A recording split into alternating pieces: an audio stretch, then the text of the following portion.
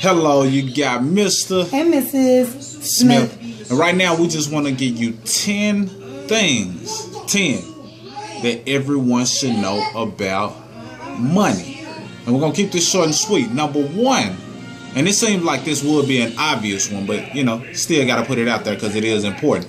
Make more than you spend. Make more money than you spend. Because if you do it in reverse, then you'll get in debt, stay in debt, and never get out of debt. Now, it seems, like that's pretty obvious, but it is what it is. We got to throw it out there. Yes. The second thing is you want to save early, because saving early will help you to save more. Now, that one also seems pretty obvious, and just know that if you haven't been saving, it's not too late. You still want to get started as soon as possible. And that's a great segue into the next one, which is pretty much the greater the risk, the greater the reward. And what I mean by that is when investing, sometimes when you do things that doesn't have any risk, such as put your money in the bank, put your money in a savings account, put your money in something that you can easily get access to, it doesn't have much of a reward. But if you put it into some real investment accounts, things that produce a higher rate of return on your money, in some people's eyes it's risky, but that's what allows your money to compound over time. So really, if you start investing early, just as she stated, saving early, then that money can double, triple, quadruple over the time span that you've been investing. So the greater the risk, the greater the reward. Right. And then the fourth thing, speaking of investment, keep in mind that diversification is your friend. All right, a lot of people get confused when investing, and they're like, what do I invest in? How do I invest? But you have to know the importance of diversifying your money when you're setting up these investment accounts. Absolutely. And another thing that you really want to, pay attention to or protect yourself from is scam artists. You want to protect yourself from scam artists. There's a lot of people out here who, who beat you with fancy words, but in all actuality, they don't have your best interests at heart. And then on top of that, you want to watch out for scam artists such as identity theft protection. You want to put yourself in a position to have your identity protected, because the scam artists will get your information and do certain things with it. So not only should you not fall for fancy words, you also want to protect yourself and your information, because identity theft is real. Yeah, and that's one of the biggest crimes actually right now is identity theft. So it's very important to have some type of protection.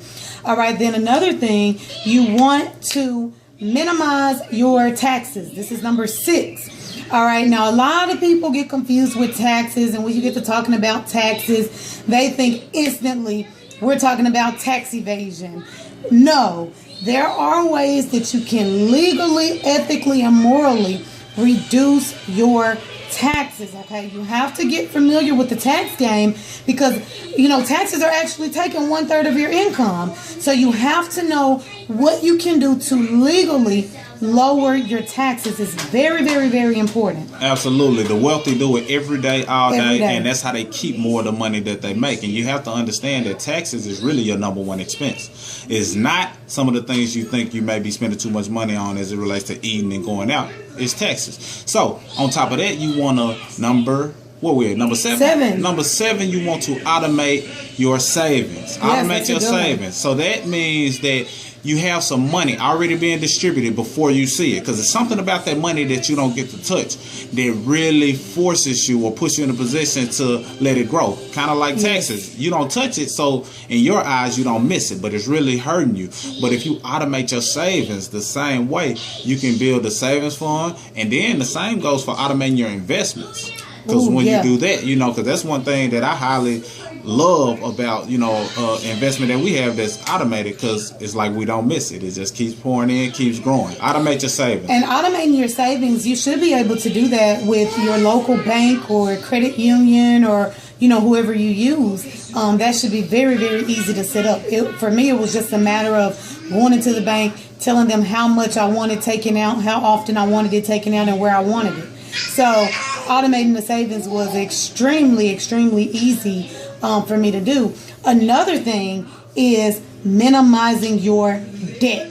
Yes. Because as we stated in the very beginning, especially if you're spending more than you actually earn, you're going deeper and deeper into debt.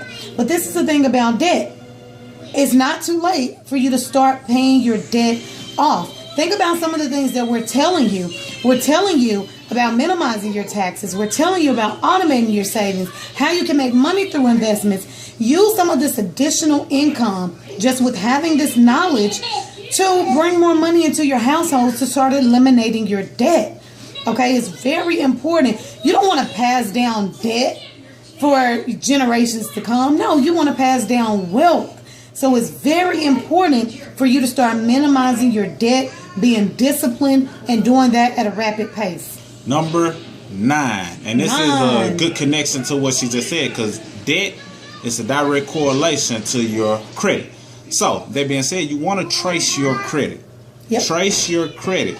Reason being is maybe some things that are on your credit that could be hindering your score or lowering your score. And a low credit score can cause you to pay more on things than you have to. Man. You never know what all things are connected to credit. So if you have a decent credit score, even if you're not interested in borrowing money, it can lower the amount that you're paying on a month-to-month basis on certain things. Credit is attached to more things than we realize. And that's number 9. I want to tag team 10 because I got a high respect for number 10. Number 10 is you are never done learning.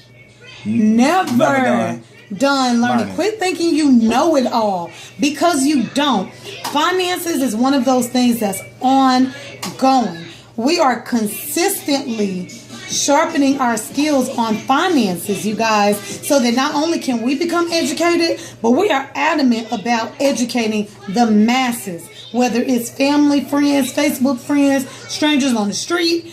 We are adamant about it, but how can we teach it to other people without being a student to the game? And consistently sharpening our skills is so important. And you'll be surprised how many people we run into who figure that they got it all together. Money has been around longer than all of us have been around. All of us have been alive. So the more you know about it and you progress with the knowledge that's constantly coming out, the more ahead of the pack that you can be. And once you learn and realize that you should always be a student to the game, that's when you master the game. So learn about money. Never stop learning about money. And you can master the game of money. Yes. That's our 10. 10 things you must know about money. That's all I got. You got something else? I don't have anything else. I think that was pretty good. I think so too. That was a fun, thing. So rewind it, do what you have to do. Share it with somebody that you feel can benefit. Reach out to us because we can definitely show you how to do all 10. All 10. Reach out to us. Mr. and Mrs. Smith signing out.